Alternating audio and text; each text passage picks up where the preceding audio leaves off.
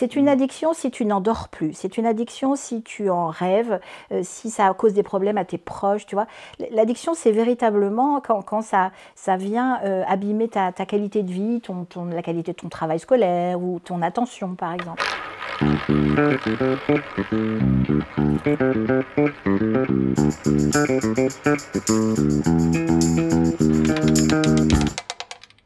Bonjour, bienvenue dans ce nouvel épisode de notre podcast Au cœur des jeux par Cyrus Casino Academy, un podcast audio et vidéo qui vous permettra de découvrir les jeux, l'envers du décor, mais pas que.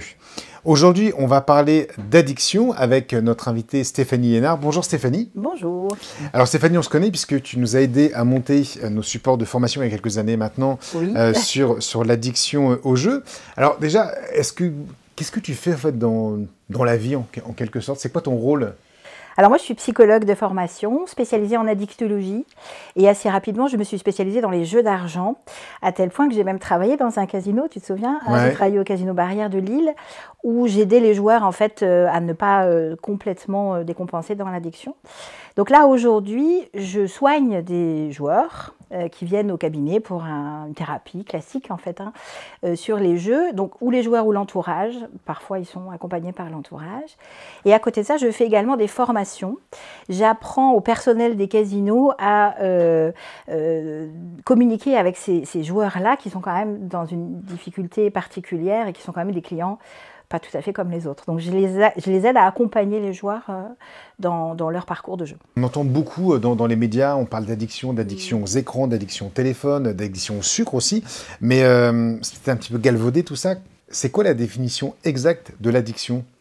Alors, une addiction, tu peux retenir que c'est un comportement pour lequel on perd le contrôle. C'est-à-dire que tu n'arrives plus à te restreindre, tu n'arrives plus à t'en passer, tu n'arrives plus à jauger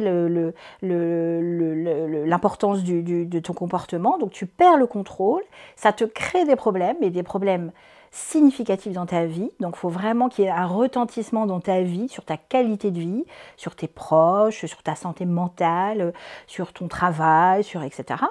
Et si il y a un retentissement négatif sur toi et que pourtant tu continues ce comportement, alors là, on peut parler d'addiction. C'est-à-dire que tu perds le contrôle, ça te crée des problèmes et pour autant, alors que tu es quelqu'un tout à fait sensé, tu n'arrives pas à arrêter ce comportement qui te fait du mal. Ça ressemble aussi un petit peu à la dépendance, entre guillemets. Oui, alors j'ai envie de dire, les deux termes sont proches. On va dire que l'addiction, c'est quand même une notion plus générale. La dépendance, c'est une notion plus précise. Mais allez, on va dire que c'est équivalent. Il y a plusieurs types d'addictions? Oui, alors tu as des addictions aux substances psychoactives, ça tu connais bien, c'est l'addiction à des produits, à du tabac, des drogues, à l'alcool, là on est addict à un produit. Et puis tu as aussi des addictions comportementales, où là c'est un comportement qui te pose problème, c'est pas vraiment un produit. Par exemple, tu fais des achats compulsifs, tu as une addiction au sport, les jeux d'argent évidemment, puisqu'on va en parler, tout ça, les écrans, l'addiction aux écrans qui est aujourd'hui reconnue, ça, voilà, ce sont des comportements addictifs, mais tu ne consommes pas un produit. Donc c'est quand même deux addictions un peu différentes. Et à partir de quel moment, par exemple, on va parler avant de parler d'addiction aux jeux, on va parler d'addiction aux écrans, à partir de quel moment en fait, on bascule dans l'addiction? Quand on regarde Facebook, quand on regarde TikTok, tout est fait en fait justement pour être dépendant. Oui, alors c'est un peu, faut distinguer la compulsion, c'est-à-dire quelque chose qu'on va répéter de manière un peu mécanique, tu vois, la capacité à prendre son téléphone sans arrêt pour regarder, voilà. Ça, c'est une compulsion, c'est une espèce de comportement répétitif comme ça qui n'a pas beaucoup de sens pour toi. Mais pour autant, est-ce une addiction? C'est une addiction si tu n'en dors plus. C'est une addiction si tu en rêves, si ça cause des problèmes à tes proches, tu vois.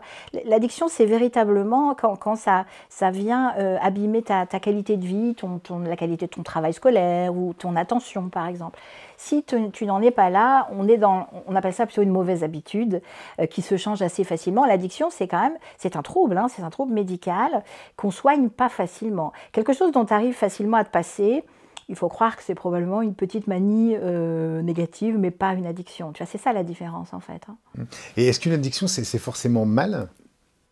Ça fait mal.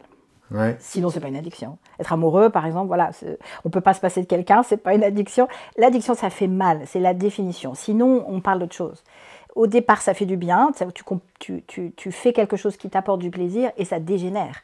Et c'est bien ça l'addiction, c'est qu'à un moment donné, ça te fait du mal et ça fait du mal autour de toi. Alors, on le voit par exemple avec les ados et le portable et l'écran, et même en tant qu'adulte, c'est très difficile de s'arrêter. Et comment on fait justement pour ne pas basculer dans l'addiction par rapport à ces comportements-là? Alors, ça passe par l'éducatif. Hein. Là, tu parles des enfants, des adolescents, ça passe par de l'éducatif. Nous, les adultes, on doit les accompagner à ça en disant, par exemple, en les éduquant, en disant, tu vois, tu viens de passer X temps sur ta tablette, qu'est-ce que tu as appris, qu'est-ce que tu as fait d'intéressant. C'est à nous de les aider à prendre du recul sur ses propres comportements et avoir du recul sur nos comportements à nous. Hein. C'est-à-dire, qu'est-ce que ça m'apporte, pourquoi je le fais. On ne fait pas ça pour rien non plus. Hein. Moi, quand je me mets à scroller, à regarder pendant de très longues minutes, n'importe quoi, sur un réseau social, c'est que je cherche quelque chose. Tu vois, je cherche, je sais pas, à me détendre, je cherche. Donc, qu'est-ce que je pourrais faire d'autre qui va me détendre? Parce que je peux aller respirer, je peux aller prendre un thé, je peux aller faire quelques pas. Je peux trouver autre chose qui va me procurer finalement la réponse à mon besoin du moment. Mais ça, pour savoir faire ça, il faut un tout petit peu de recul. Mais après, il faut faire confiance aussi à l'être humain de se rattraper, tu vois. On est tous capables d'excès, on a tous eu des excès, en particulier quand on est jeune quand même, on apprend les choses, donc on a des excès. La question c'est est-ce que je sais me récupérer, est-ce que je sais m'en apercevoir, est-ce que je sais avoir un comportement plus flexible? Et si je chronicise mon comportement, là, je risque de basculer dans l'addiction. Et pour ça, on est entouré de proches qui nous font des signes, souvent en nous disant « je pense que là, tu es en train de déraper ». Et puis, on a notre propre capacité réflexive de se voir faire et de se dire « quelque chose me fait du mal dans mon propre comportement ». Mais l'être humain est comme ça, hein, on est plastique, hein, donc il faut faire confiance aussi à cette capacité de s'autocontrôler. On a un cerveau qui nous permet de nous autocontrôler, c'est important ça, on a cette capacité-là. Il faut lutter contre ce que la société nous pousse à faire, ça, il faut se défendre de ça. Alors justement, la société, en fait, quand on le voit par rapport notamment, par exemple, l'addiction au sucre, qu'on peut tout savoir, que tout est fait pour qu'on devienne dépendant à quelque chose, notamment au sucre. Les industriels ont vite compris ça. Hein. Comment rendre appétant quelque chose? Quand ils ont constaté qu'en mettant du sucre dans des produits, on n'en consommait plus, ils se sont dit, c'est une des façons de faire consommer. Mais l'industrie fait ça dans plein de choses. L'industrie du jeu d'argent fait ça aussi. Hein. On utilise des moyens qui font consommer plus. C'est l'éducation du consommateur, pour moi, qui fait la différence. Tu vois, c'est le fait d'avoir des applications qui te disent qu'est-ce qu'il y a dans les produits, est-ce que j'ai un Nutri-Score qui peut m'aider, tu vois. Ça passe vraiment pour moi par l'éducatif et par le fait de réfléchir à ce qu'on achète et à ce qu'on consomme. Le fait de... Tu fais un ticket à gratter, par exemple, tu le retournes et tu regardes derrière les scores, le taux de retour que tu peux espérer. Tu apprends des choses sur ton produit, sur ce qu'il contient, tu vois. Ça veut dire qu'on doit le faire dès le plus jeune âge pour essayer de ne pas rentrer dans une addiction, quelle qu'elle soit? Oui, ça commence... La prévention à l'addiction commence, à mon avis, tout petit, dès le plus jeune âge, puisqu'on le voit pour l'exposition aux écrans, on le voit pour l'exposition au sucre des enfants, on voit l'obésité des enfants aujourd'hui, qui est quand même un vrai problème de santé publique. Donc, ça commence effectivement très jeune. Et je pense aussi qu'à un moment donné, il faut aussi demander à nos régulateurs, à nos gouvernements, à notre sécurité sociale aussi de nous aider à prendre soin, nous, de nos enfants et de nous-mêmes. Ça passe par des campagnes aussi de soutien, d'information, etc. Pour l'instant, peu de choses est fait quand même dans ce domaine. On doit pas être tout seul, nous consommateurs, face à tout ça. Alors on en parlera justement de ces campagnes de prévention dans les casinos, dans le deuxième épisode de notre podcast. Dernière question sur cet épisode-là. Est-ce que justement, plus consommateur dans la société de consommation dans laquelle on est, ça veut forcément dire plus d'addiction? Mécaniquement, oui. Mécaniquement, oui. C'est-à-dire, plus tu vas mettre de produits sucrés à disposition, plus les gens vont les acheter et plus ils vont les consommer, plus ils vont avoir du sucre dans le sang. Donc oui, ça c'est un effet mécanique. Plus tu diffuses un produit, plus tu le fais pénétrer dans le marché, plus tu fabriques de l'addiction. Ça c'est vérifié partout en fait.